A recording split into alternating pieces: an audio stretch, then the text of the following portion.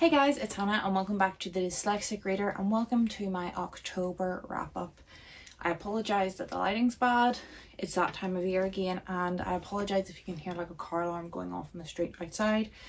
This is already late enough getting filmed, so I just don't want to put it off anymore when I've got an hour to sit down and do this. So I'm quickly going to run through my books that I read in October and what I thought about them. Now, if you're coming to join, you can jump and sit up here. So the first book that I read, a couple of them I've returned to the library, so I'll put them up on the screen, is Straw into Gold by Hilary, Mckay, and this was like a fairy tale retelling compilation, so I believe it was like 13-ish short stories, and they were all fairy tale retellings, and some of these I really enjoyed and some of them were just okay, but none of them were bad, so I did enjoy it. Maybe. Okay, I guess you're sitting here.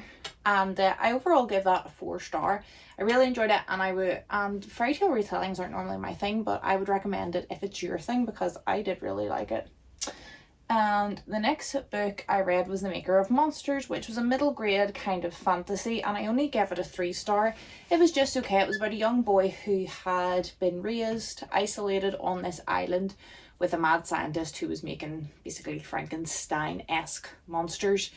And the monsters got out and the wee boy tried to go to the mainland to like warn everyone, and he obviously knew that they were bad, but that's what he was made to do. And there was a political aspect to the fantasy which I liked. You know, there was like a capital where this guy was like acting as ruler and he wasn't really acting in like the best interests of the people, and he was lying to them and stuff. So that was interesting to see in a middle grade book. But overall it was okay. It doesn't really just hold my attention very well.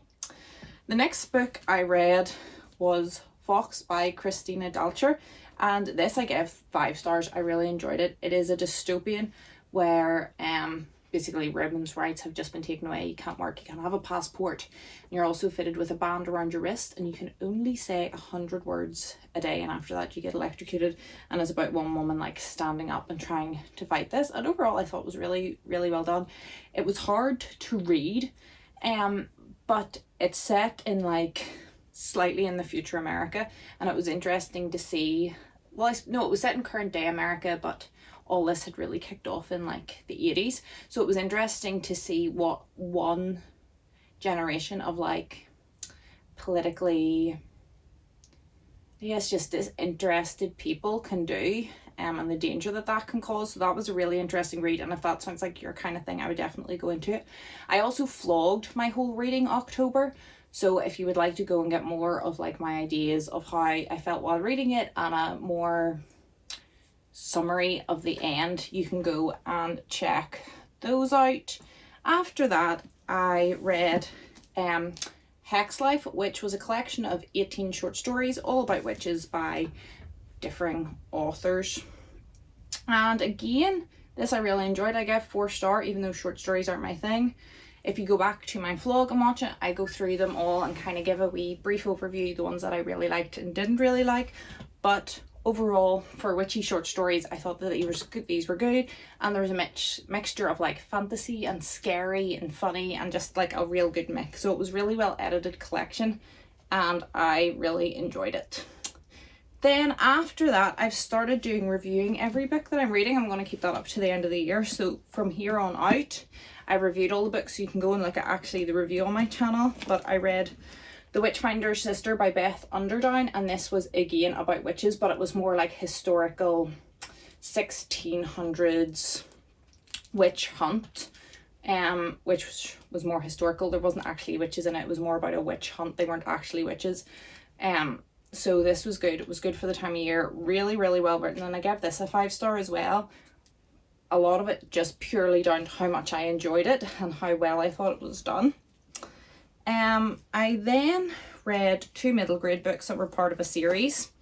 We have Pumpkin and Snubs by, is it Sophie Green? And I also read the second in the series, which was Pumpkin and Snubs, The Haunting of Pelican City. And these were kind of like 40s noir mystery detective kind of stories, but for middle grade. And they were fine, they were good, they were kind of samey, but again they had some redeeming features. You can go and check out the review I done on both of those for more details, but I ended up just giving them 3 stars each, but it was a higher 3-star.